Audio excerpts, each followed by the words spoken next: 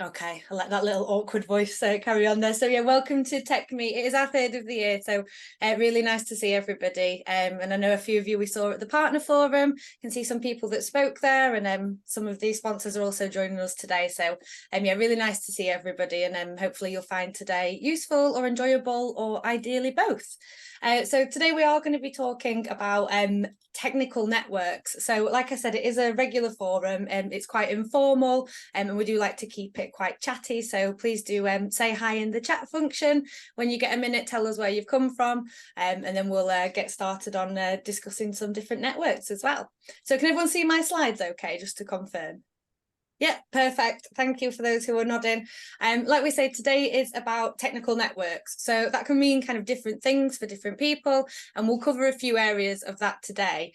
Some of them might not be relevant to you personally, or they might be relevant to people in your team, or you might manage technicians in different areas. So kind of regardless of what you do, it probably will be relevant, moving forward, depending on how you go within your career, and also people that you work closely with as well. So just as an overview, I'd do those first and then. Oh, can I just ask everyone to pop on mute? Sorry. Thank you. So we'll be talking about some networks that we have here at NTDC, and then a bit of an update from HCPN, which is the Heated Creative Practitioners Network. And then we've got LaBLiFe joining us, which is Wendy. And then we'll get some of your experiences. So Mel Hannah from Sheffield, and I think Laura's on here as well, can talk through how Sheffield has implemented a very active, very effective technical network, which is very, very much utilised. So it'll be great to hear from them. And if you have any experiences personally, do feel free to pop them in the chat. And also, as we're going today, if you do put any networks that you're in the chat that are open to people kind of, nationwide or beyond, then please do that, and I'll collate them afterwards, and I can share them with people who have registered and the wider network as well, so we can get those growing and keeping them sustained. So just to get started, we do have a few networks that people might not be aware of. So we recently launched NTAM, which is the Network for Technical Apprentice Managers. So this isn't just for people who are currently managing technical apprentices, but if you are interested in potentially doing that in the future, or utilising the apprenticeship scheme and the apprenticeship levy, it can be a really good place to have conversations with people who've experienced it firsthand and who probably have encountered some of the same barriers that you may be encountering yourself. So do feel free to join that. It is using JISC Mail. So if you're aware of JISC Mail, it's a function where you can set up a mailing list which operates almost as a forum. So talking about those kind of things today, they could be quite useful if you were wanting to set up your own network, either within your university or wider, or within your area, and that kind of thing. So it is free to use. You just need your university ac.uk email, and you can set those up, and yeah, you're free to utilise them as well. So it's a really, really good function to be aware of. So if you do want to join that, you can scan the QR code, or just follow that link there, and then you'll automatically be joined into the mailing list.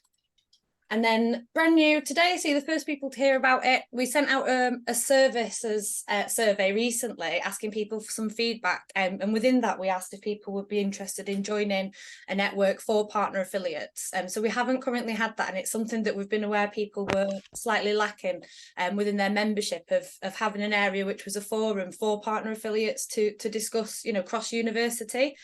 So first day launching that today, and so that is set up, so you can go and join that today. Hopefully when we log off, I'll have loads of emails pinging through saying that you've all joined, and it's all very active.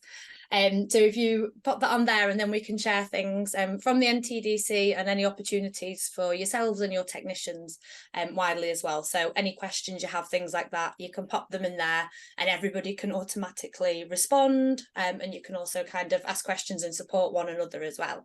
So does anyone have any questions about that, or about how the JISC mail system works at all, or any experiences that they want to share?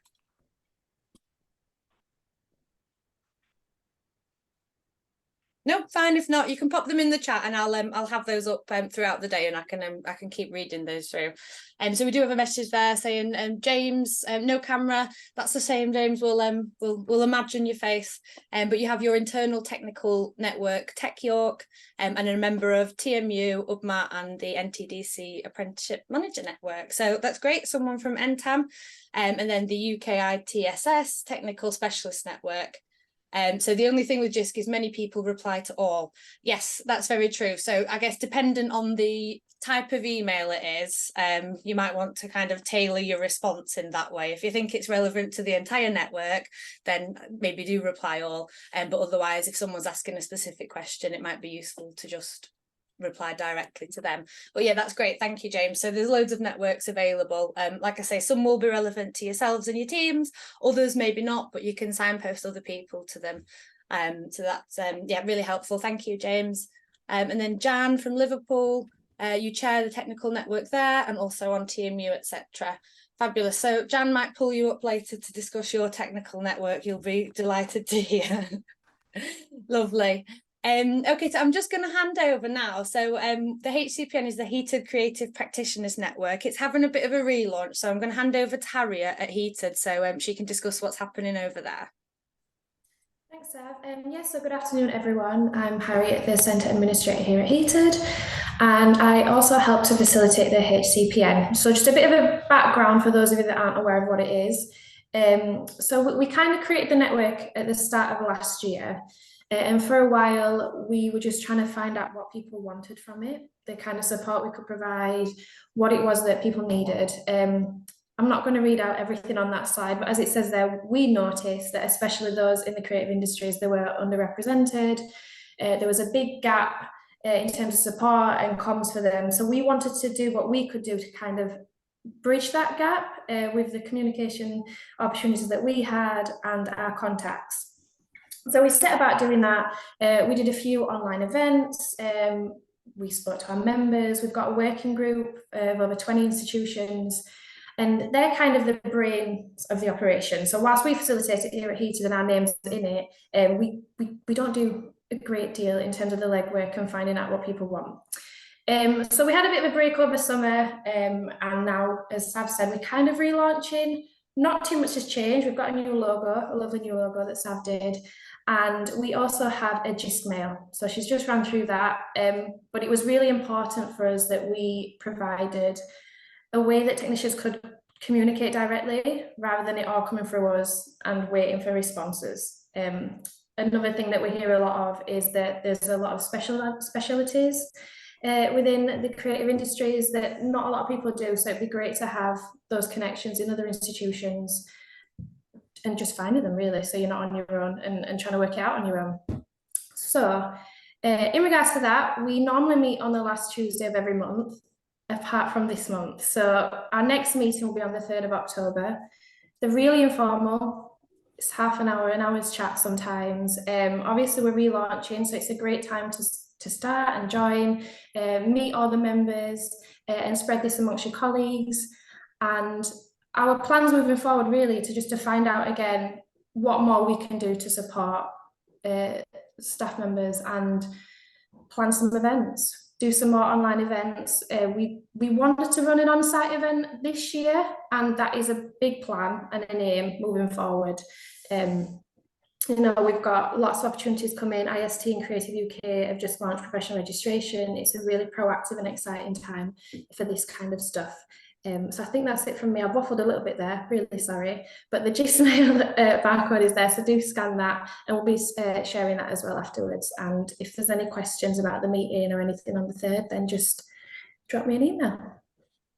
Lovely, thank you, Harriet. And just to clarify for people, the steering group, is that something that you kind of have to commit to, or can people kind of drop in and find out what's happening with the network? Not at all. It's not a big task. It's not a big commitment. So it's whenever you're free. Like I said, it's just informal. A lot of time we just join and chat about issues and problems and have a good whinge, and then a good chat between us.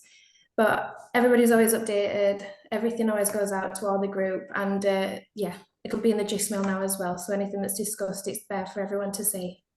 Perfect, thank you. And yeah, like you say, with Creative UK and IST launching new creative register, it's a really good time to join. So if people can signpost this to their teams, and if you do have a technical network in your organisation, then it's likely that the creative technicians will be part of that, hopefully. So if you can circulate this to them, that'd be great. And just for ease of people circulating information after, I will send through everything that's in today's meeting. So I'll send it through in an email following up from this. So you don't need to write anything down. I'll send it through with links and everything, and then you can circulate that within your network. Has anybody got any questions, or are there any members of HCPN on the chat? Then please do just pop your messages through and we'll get through them when the time comes. So we've got technicians in HE in Wales, also have the Welsh Innovation Network that we use to link all techs in HE and share knowledge. Okay, fab. I've actually not heard of that one, so that'll be good to have a conversation with. And then Jan, are you linked up with Cheed? Harriet, I think we've recently had a conversation with Cheed, and you've worked with them previously. Yeah, so we had them attend our last event, which was excellent, full of lots of exciting things.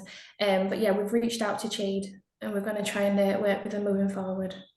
Yeah, they've supported a few events in the past. So something that we've done, I think it was last year, you had a networking event, which was really well received with Cheed as well. So yeah, something moving forward that we would like to do more of. What is Cheed? Does anybody feel equipped to answer that? Harriet, do you want to answer that? Oh gosh, now I'm on the spot. Do you know what it is? Creative art, higher education arts, that kind of thing, isn't it? Creative. Yeah, Jan's nailed it as such there. Yeah, it's a similar kind of concept, but they do mass scale events. They work alongside Elia, who are based in Amsterdam. And some of the things they put on is just absolutely phenomenal. So if it is of your interest, I would suggest having a look. I'm not entirely sure how the membership side of it works, whether it's a paid kind of thing, but it does kind of cover similar to what we've just touched on. It's the networking opportunities and things like that for those in creative industries. Perfect. Thank you, Jan, and thank you, Harriet. And yeah, I'll pop Cheed and Elia in the follow-up email as well, just to signpost people to them, because it could be something that you could join as an institution or individually. So that's brilliant. So yeah, like we say, please do circulate this within your teams. It might not be relevant to yourself, but there is most likely people within your organisation who it is relevant to, and probably quite important to as well, if they're not aware of it. So the next person I'm going to hand over to is Wendy. So Wendy, I can see you are there. I'm just going to pop your slides up for you there, and if you want to let me know when to click through, or I can hand over to you. Yeah, I'll let you fire away. cool. Yeah, so LaBLiFe, eat, sleep, science, repeat. Click on the next slide. So what is LaBLiFe? So we started LaBLiFe probably, it was about end of last year. It's an online community for lab technicians, science teachers, industry scientists, even students, basically anyone who loves science. And our aim is to ultimately support and advocate for daily escapades of those working in science. We want to spark conversation. We want to create a space where you can share knowledge, showcase expertise, exchange ideas. We have product reviews, and also training from the industry. So we're getting like industry suppliers to come on board and kind of do rundowns of their new products, stuff like that.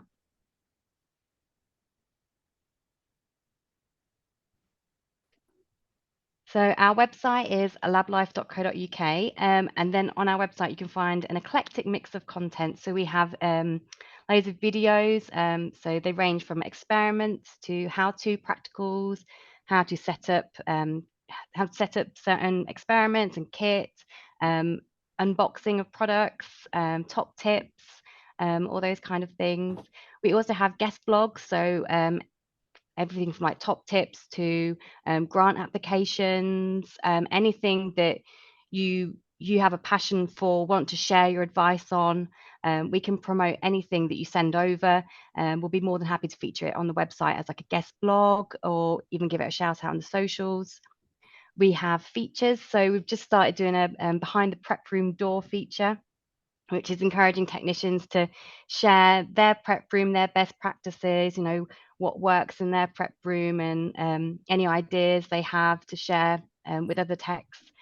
we also have What's It All About? So this is a series where we're exploring curricular and extracurricular STEM activities and initiatives to inspire budding scientists and support the rest of the department in delivering curriculum-based learning. So we've just had Moss Safari come on board and showcase everything that Andy's doing, and then we also got certain authors that come and share their books, and if they're doing any talks and road shows, they'll give you more information about that. We've got loads of competitions. There's always a competition going on, and then we have our merchandise shop, which we've got 10% off all the merchandise as well. So we've got t-shirts, pin badges, lab coat patches, so you can really bling your lab coats up with merchandise as well. So that's all the online content. And then we're always looking for new ambassadors and people to get involved. So it's open to everybody who wants to share their love and expertise. And also it's a lot of fun as well. So you'll get sent products to test out, any practicals that you want to get involved with will help facilitate that. And as well as receiving an ambassador t-shirt and a lab coat patch, you get to keep the equipment that you get sent as well. We're always looking for guest blogs. So not everybody likes to be in front of the camera. So, if you want to write something, share your tips and advice through a blog or an audio recording that we can overlay like a video, and that's always welcome as well. And then just being a LaBLiFer in general, there's like I said, there's always competitions and features to get involved with, and we're developing a forum as well. So, any questions that can be shared, the LaBLiFers can help answer. And then, where is LaBLiFe? So you can start conversation at lablife.co.uk. We're also on TikTok, YouTube, Instagram, and Twitter. And then we also do a monthly newsletter where you get like a rundown of all the new videos and content and competitions that's going on. So I can send a link in the chat or something for the sign up for that. Or if you go on the website, there's a little box there. You can email us at hello@lablife.co.uk with any ideas or blog features that you'd like to do. And then any workshops, events, conferences that like your network or your school or college, uni is doing, we're more than happy to come along or collaborate on like a demo or something. So we're always welcome working in events. That's it. Thank you. Lovely. Thank you very much, Wendy. And I think a few people will maybe recognise LaBLiFe from the partner forum. So you supported us there and came to that event. So it was really, really engaging. And then I think the exciting thing in terms of networks is the discussion around the forum.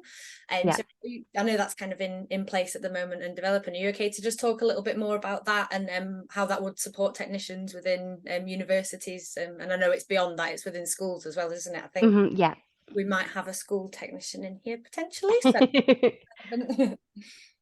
We're currently kind of reworking the forum at the moment, but we want it to be a place where any questions, experiments, people can post their question, and all the LaBLiFers will be able to get back to you on the forum. Perfect. And will that be hosted within the website? Yes, it will be. It'll be a tab within the website. Okay, perfect. That's great. Thank you very much, Wendy. And has anybody got any questions for Wendy? I'll give you a few minutes to kind of pop them in the chat if you do, and then Wendy will pop back to you at the end if that's okay.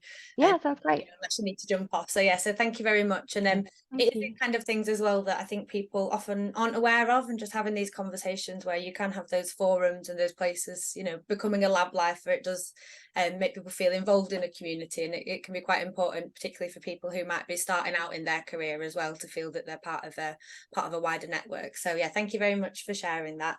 And then moving on, we're going to keep it quite kind of informal from this point, and less slidey, more chatty. So it'd be great if people can get involved in that. But I did mention previously that Mel and Laura are on the call from the University of Sheffield, and just wanted to talk about people's local technical networks. So it might be something that Jan will pull you up about how it's going in Liverpool and those kinds of things. But Mel, I believe you were part of the founding team that started the Sheffield TechNet, and you did say earlier today that you're not sure you can remember that far back. But are you okay to give us kind of an overview? And Laura, I've seen you've just popped onto the camera, so if you two are right to kind of talk us through, Mel, how you set that up, but then also how it's utilised and sustained throughout the university. I'll do my best. I have just taken the opportunity to have a little dig in my Google Drive archive and have happily found one of the first documents that that we put together. So me and my mate Natalie Kennelly were always making each other's lives a bit easier by having a cuppa and a chat and going, oh, so you do that, or oh, can you help me out with this? And we came to work more closely together. I was in chemistry department and she was in psychology department. We came to work more closely together through working on professional registration, introducing that at Sheffield, and also through our technical apprentices, where we were both supervising them. And yeah, I'm not going to, I might be able to put this document up, but I'm not very zoomy. But I've got the aims of TechNet, and I want to watch Laura's face as I try and read these out and see if they still hold true. But listening to Wendy, I think they probably do. So the aim of the network is, number one, to make our jobs easier. Number two, to provide an opportunity to speak to other technicians, share hints, tips, best practice, and learn from each other. Number three, to identify training opportunities. Number four, we want to create a repository of knowledge for others and for the future. For example, recommendations, contact details for useful people. We want to set up specialist interest groups, for example, cross-faculty specialisms. We want to provide help with professional registrations, and we also want to invite interesting speakers to come and talk to us. And we had an idea for the format that it might be quarterly, that we definitely provide food because we wanted people to come. And they could be training sessions, like really active training sessions, or they could be a presenter. But the main thing was to include an element of networking and to always provide space and time for us to talk to each other. The organisation of the group would be that there would be a steering group and an executive group. I can't find the original terms of reference, but I can remember thinking that there was a core group. It basically turned into a steering group with a chair, and I think Nat and I were co-chairs. And we were encouraged in this. With Terry Croft was our director of operations at the time, and he was very much, yeah, go for it. We'll find some money to throw some food at you. It'll be fine. All done very shoestringy, kind of, you know, one meeting to the next kind of thing. Show me it's a success, and then, you know, I'll find some more. Natalie's very good at talking to people, so I'd send her to go and ask for the money, and I'd do the registration and things like that, because that's more my forte. Yeah, we just had a blast, really. We just got a group of like-minded people together to be the steering group. Ideally, representation across the different faculties and different grades. And the idea was that people would roll on and roll off from that. So when you had the capacity to do it, you would. And when you didn't, you wouldn't. You'd step back. And that gave you the opportunity to expand your skill set a bit, but also then to step back and allow somebody else to come in and have their go at doing this. And that would always represent the technical community. And it got to a point a couple of years in where I thought, I'm going to have to follow my own advice and step back. And so I did step back for the opportunity for somebody else to come in and be the chair. And so it has ebbed and flowed. And I'm going to give Laura a big up, because we just had one of the most successful weeks of TechNet. And since post-COVID, I think people have really appreciated the opportunity to come together, whether that be in an online forum or in person. And as technicians, mostly, we've all been here. So actually in person, they really appreciated the opportunity to talk and to share. And just last week, the Technicians Network at Sheffield organised a week of show and tell, tours of facilities. And it was just fantastic to see how many people were willing to offer up their time to give a tour. This is, you know, week -1 of term, so everybody's super busy, but they still gave up their time to do this. Across a huge variety of areas: journalism, music, architecture, science, engineering. And it was, I'm so nosy. I absolutely love going into other people's workplaces, and just to be hosted, yeah, it's just been amazing. So I'm gonna stop, but well done, Laura and the team.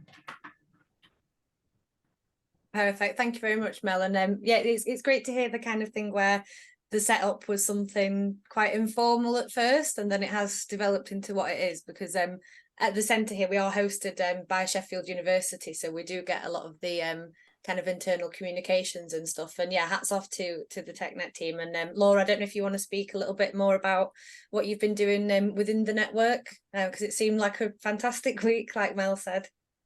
Yeah, so I think just at our events in general, we get a lot of technicians, and they just, a lot of people saying, oh, you know, can we go and see other labs and all this, like a lot of people requesting that. But it was kind of, how can you do that? It was kind of the question, really. So we just kind of thought, well, let's not, instead of asking one person to show them around the lab, we just kind of put a general email out to our network. And there's quite, like, our mailing list, I'm not sure exactly how many people are classed as technicians at the uni, but we've got about 300 on our mailing list. I've got a feeling that's like half, but maybe some people are technicians who are not technicians, or that kind of thing. So I think we have a decent reach anyway across lots of different groups and schools. Yeah, and we just said, does anyone want to host a tour? And we've got quite a few responses, so I think we ended up with about 8 or 10. And we just left it up to, we kind of left it very relaxed, and let people, we just did it as a Google Calendar, and then people could add an event, which was their tour, and then they would put the maximum people they could host, and then people would just add themselves to the event, and it actually worked really well. I went on a few and I really enjoyed them. So yeah, that was good. And that was kind of outside our normal, like, quarterly events as well, so it was a nice little extra, but it was fun. I think got some good feedback.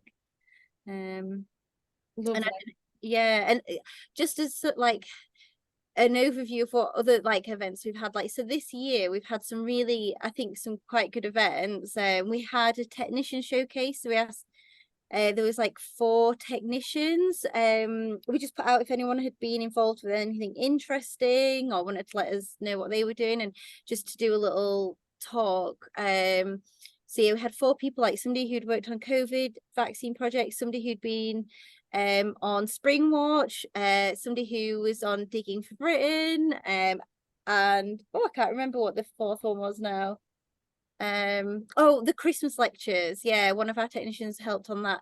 So like 4 different people, and we had 90 people come to that event. That was our biggest event I think we've ever done, and that was so nice that other technicians are supporting their colleagues. So yeah, yeah, we do lots of events. So, but I'm quite interested as well for other people here who also run the in-university kind of networks for technicians. It's just like maybe ideas sharing, because it's sometimes hard to think about different events to put on. yeah, and like the theme, and I just wondered, like, we've had sustainability, we've had technical professional registration and that kind of thing. So yeah, I just wondered if anyone wants to like share ideas and you know, speakers and that kind of thing. Yeah. I'll just see what's in the chat, Laura. And yeah, thank you very much for that. And I was at the last quarterly TechNet where you had the showcase, and it was incredible to see what your technicians are doing kind of outside the day job. And I think that's probably the case, you know, across most institutions. So yeah, really good idea to do that. But I think a few people have been commenting in the chat and they keep coming in. So Jan, you gave a thumbs up to discuss, and I'll just scan the chat while you do. I know that you do something similar to Mel and Laura at Liverpool, if you want to kind of just talk us through that briefly. Oh, I can't remember what I was going yay to the VC attending one of the technicians. Sorry.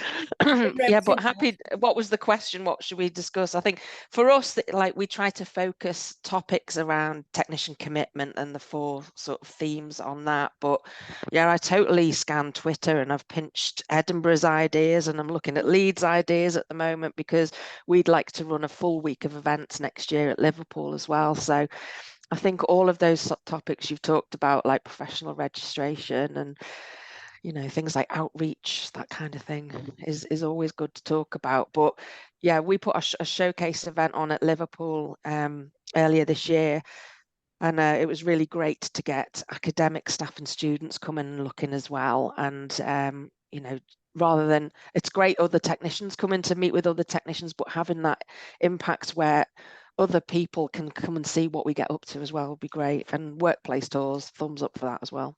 It's all good.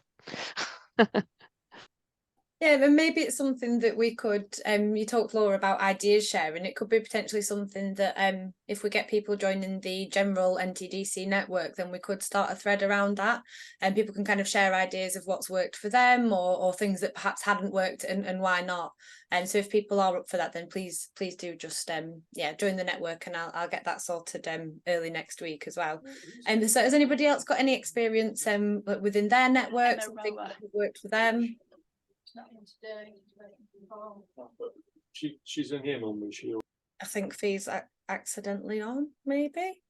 I think we're trying to sort of refresh our technician network steering group, and we've just had our first meeting. And we've got quite a big group now. There's at least 12 of us, but, you know, as was just said, people can attend some and not others, and having that flexibility there is what you need, really. But we're trying to become a little bit more strategic thinking on the type of activities that we do. So trying to tie it in more under the themes of technician commitment, as I've said. And I must say, I was met a bit with rabbits in headlights in that meeting earlier, where they're suddenly going to have to step up and take the lead on some things, you know, and that's how we're changing it at Liverpool, rather than me trying to spin a million plates as chair. So, yeah. And after the week next week, I'll have done 3 years in post, so I'll be stepping down as chair. As you say, it's useful to have fresh ideas coming in and rotate that as well. Yeah. Yeah, I think if you also have the kind of even if it's semi-informal network already set up where you can communicate with people en masse, there'll be a lot of people who you know, would be intrigued in kind of taking on that role, and also for their development as well. It can be quite good for people at different levels in their career to take on that kind of you know, that kind of steering role, really. And then you talked about how things were set up, Laura, when you set up the events for the showcase and for the tours, and using so you said you use Google Calendar, and I was able to add that calendar to my calendar and see what was on that week. But I do think that if it's a local technical network, then dependent on your institution, you'll have your own software. So it might be Teams, it might be Google, it might be Slack or something like that. So depending on what that is, you can then set that up utilising what already exists within the university. So we talked about JISC mail and things like that. That's really useful for cross-institution communications and setting things up in that area. But if it's within your organisation and you're wanting to set something up, whether it's within a school or department or university-wide, then utilising things. So, for example, at Sheffield, we use Google, so we can send events there to everybody, and then you can set up forums which are free and don't have the limited capacity that other things do. So it just makes it slightly easier and more possible. And I'm assuming it was completely seamless, Laura. Yeah, I'm assuming. Yeah, we did have like one tour actually just disappeared. So that was the only problem is with the Google. If you create something, we need to let everybody have access to edit. And I think maybe it just got just deleted by accident. But because we sometimes use Eventbrite as well, which sends out tickets and you can have waiting lists. But because of the nature of the tours, it would be like setting up like so many different Eventbrites, we decided that was maybe too complicated. So, but I think overall it worked well. So Lovely. Yeah, I was just going to add in a comment about Eventbrite, because we tried to do some workplace tours in July, and it was set up through organizational development using Eventbrite, and it didn't work because the people that were hosting the tours, they didn't know who was coming or when they were booked on. So I think if you're going to do that, the people offering the tours need to be the ones setting that up, so they've got control. And we had situations where people were setting up the tours and there was no one there because they didn't know. And at the time in July, it was really crazy. You know, we had HETs going on and everything, and I took my eye off the ball. So just a sort of a pointer is, if you're going to use Eventbrite, make sure the people hosting the tours are involved in that so they know who's coming and how many. Yeah, it can be a bit of a, especially when there's that many, a bit of a logistical balancing act, I'm sure. And then Angela, you'd shared a few things about the event that you've got on this week. So I know Sam from Heated, she went and spoke at the event about different opportunities, and then you'll have some taster sessions this week. Do you want to kind of talk us through what's going on at Leeds this week? Oh God, we've got so many things going on. We've definitely had help from organisational development, but they have been good. Since you mentioned Eventbrite, they've actually been really good at letting people know who's coming. So I don't know whether there's a missing link in your university, but we've had a lot of help from ODMPL, which is what was the staff centre, I suppose. But they've really pulled it together for us. We've done lots of different things, and we've all had different things to do, but someone overall organising it was just massively helpful. He was actually paid to do that, you know what I mean? So instead of one of us volunteering trying to do it, it really helped to have that as a link. So yeah, doing a whole week of stuff. We did a day event back in 2019, but then obviously with COVID and that, it got knocked on the head. But we're trying it off again. I'm trying to remember what I came on to talk about now. It's gone right out of my head. But it's been great to have the Sway. We've had a lot of support from IT. Like with the Sway, they have all the links in there to connect if they want people sign up. And they've split it up into technicians and non-technicians, if you know, so the 50% of places are reserved for technicians automatically, and then so that helped get engagement as well. So, but I like the careers development stuff. It's mainly that's aimed at technicians, but the technician exchange event which got going on tomorrow, that's for people to drop in if they want to from anywhere in the university. So we've been encouraged that. The other thing, oh yeah, I remember now. The other thing that's really helped is we had engagement from the deans down. I don't know what the structure is in different universities, but like the deans are like right at the top of the faculties. So they were encouraging their technicians to get engaged with this Technicians Week, make sure they've got can take time off to go to the events or fill in the survey or whatever we've got going on. So that really helped get engagement, because obviously if we do it off there and not involve senior management, they'll probably go, oh, we're not going to give people time off to go and see these things that we're running for them, or go to this careers thing for 2 hours or whatever. So that really helped us. Outside of obviously the technician network, let everybody informed and stuff like that. So I just thought I'd mention that in case anyone's overlooked that. I don't know, but it's good to know up front, you know, that they've got engagement from. I mean, does every university have deans? I don't know how everybody uses university works, but we do. So you know, it's stuff like that. But and then obviously it filters down, and we've had the deputy vice chancellors as well for innovation or whatever it was. Oh God, we've got 5 of them, and I forget which title it was. So, but they came and spoke on the video as well to advertise it as well. So that was really good to get engagement from that level. So, you know, it's good stuff when that happens. And they spoke at an event yesterday, as well as Mel Leach from Newcastle University, telling us about the HSS and stuff like that. So, but it's just been a blast so far. So I've been a couple of tours, and I mean, I've worked here 17 years, and there's 2 buildings I've never been in, and I'm like, oh my God, they got technicians in here, you know, stuff like that. So it's been really nice to, you know, stuff like that. Anyhow, I'd stop gabbling because I'm miling a minute at the minute. That's great, thank you, Angela. And it's yeah, it's really nice hearing about people's experience with these kind of events, because it's not only important for the technical staff, but yeah, to kind of get that buy-in from you know, from the university. And Sam's just commented that the deputy vice chancellor was very engaged with the staff at Leeds, and it was lovely to see. And I know it was the same at Sheffield when the vice chancellor came and spoke. So kind of getting that buy-in can be really difficult, and I'm sure that that's you know, an issue that and barrier that a lot of people are facing in their day jobs, let alone with regards to kind of technical events and things. But if you can kind of get a little bit of buy-in, you know, from slightly higher up the rings, then it's not only that kind of motivation for the technical staff, but it also gives a bit of momentum to the kinds of things you're doing. And yeah, it's great to hear about different weeks. And then Jen, you've said, I think this is why a week of activities is great, as not every tech can make a single day activity a lot of the time. Yeah, totally agree. It's such a wide kind of part of a university that a lot of the time people aren't 100% sure how many technicians are within your organisation. I'm sure that's the case across the board. But yeah, having options there for people to join at different stages is definitely important.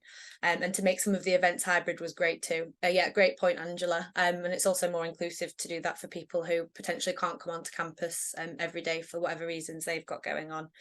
And then Angela, you've said, as we have staff on campus and then teaching hospitals across the city can join in without having to come to the main campus. Yep, and actually that's something that I didn't consider, that people that don't work on campus but are still part of the university can also engage as well. And then thinking about kind of organisations and institutions that might not necessarily have such a strong or established network set up. I guess something that I would kind of recommend is speaking to internal communications to get that kind of thing set up. So whenever you get the emails that come through to your inbox from the university, internal comms, or it might have a different name within your university telling you what's going on, and generally speaking you can submit things to be included in that. So if you can get something included that you're wanting to set something up, or that you're wanting to bounce ideas off other people, or you're wanting a steering group, and then you're probably likely to get a lot more engagement rather than kind of flying into the dark, not really knowing where people are, what their names are and where they're placed. And so yeah, from the starting block, that's quite a good way to start. And then just another message from Angela saying we've tried hard to include those not on main campus as they feel left out otherwise. Yeah, and then like you say, yeah, it is important to give everybody the opportunity to take part as well. So yeah, that's great. Has anybody got anything they'd like to share or they want to come off chat? Otherwise, I'll just move forward. Sorry, I know this is always quite awkward sitting in this silence, waiting in case anyone's scrambling. Okay, well, we'll move on then. And then we are kind of done with the main content here. But I was going to split people into breakouts to do this, but I don't think it's really necessary. We're quite a small group. So I think we'll just stay in the main chat. And just to ask the question, why do technical services staff need support networks? If you think they do, and if you don't think that that's you know, relevant, and why is that? So if anybody just wants to pop that in the meeting chat, and I'll not kind of focus on that during the call today, but it will be something that we can look at moving forward, just people's ideas of why people might need support networks. Obviously it might be something that's relevant to people's day jobs and kind of the areas they work in, but also in terms of on a more holistic level, people often need support and kind of a sense of community, you know, within their area of work. And I think it is important that kind of as a wider network within the NTDC, we can offer that support where possible. So any suggestions, things like that, please do just send them on. You can send them directly to me or any of the team that you know, and we can see what we can do to facilitate that, or put people in touch with one another as well. And then Jan, you've just said making contacts to help each other, be part of something, strengthen numbers, help information flow. Yeah, great. And I think going back to Mel's points where they initially set up the TechNet at Sheffield is really key, kind of sharing best practice. I know some working groups might have a bit of a moan, but then maybe working together to try and, you know, come up with some solutions to that, or at least look at how you can kind of mitigate some of the issues as well. So I'll just flick through to the next one, just to do a bit of a signpost to some new programs that we've got with Heated. So Heated and the IST have launched 2 new technical leadership programs. So they're based for 2 different groups. So one's for people who are aspiring to become technical leads, and the other one is for people who are existing technical leads who are wanting to level up those leadership skills. So they are modular programs and they're ongoing. So one of them's hybrid and one's only online, and it'll be going on ongoing until March or April next year. So just a few hours or a full day over the course of those few months, and the dates are all online on there. So yeah, really exciting new programs. It's something that hasn't been done before with Heated, and the IST are involved as well. So there is discount for Heated members and IST members as well. So yeah, please do check those out, share them with your teams, share them in your technical networks if they're established, or you can set one up and share it with them. And yeah, and any questions about that, do just get in touch with them, with the Heated team or myself. And then we've only just opened this up today, but next week, next Thursday, I believe. Yep, that's right. Advanced HE are joining us to discuss applying for fellowships as technical staff. And so Helen Hooper from Northumbria University will be talking through that. It will be recorded, and that'll be circulated on our website and on our YouTube channel as well afterwards. But if you do have any team members or yourself that are considering fellowship, please do consider joining, because obviously it'll be live. You can ask Helen any questions, and she has coached people through the process before. So we'll be circulating that more widely for the rest of the week. Again, any questions, please fire them to me, and we'll see what we can do to support you. But it will be recorded as well, so people can reference back to it. And then finally, the next TechMeet is going to be in December. These are your events. So if there's anything you want to talk about, or something you think needs discussing or addressing, or would be interesting, or you know, something that you feel might be relevant at the moment, pop it in the feedback form. I'll send a link to that through with the follow-up email, and it'll also be on the next page. Yeah, and we can go for it and see what people want to discuss. Last TechMeet that we had, the feedback was people wanted to kind of discuss networks and networking, and so that's why we're here now having this conversation. So whatever you want to do, if there's kind of a majority, we will go down that route. And or if there's something that you want to speak about, you want to shout about something that you've done recently that you're really proud of, get in touch, and we can shape it around that. So yeah, if you want to see anything in particular, just pop it in the feedback form. But again, I will be sending that out in the follow-up email, so you don't need to do this just now if you don't have the time. And that's my email just there if you want to send any questions at all. So I'm going to stop sharing now, and there's a bit of time for any questions that anybody might have, any questions around any events that are upcoming or anything that we've discussed today. So we'll leave the chat open.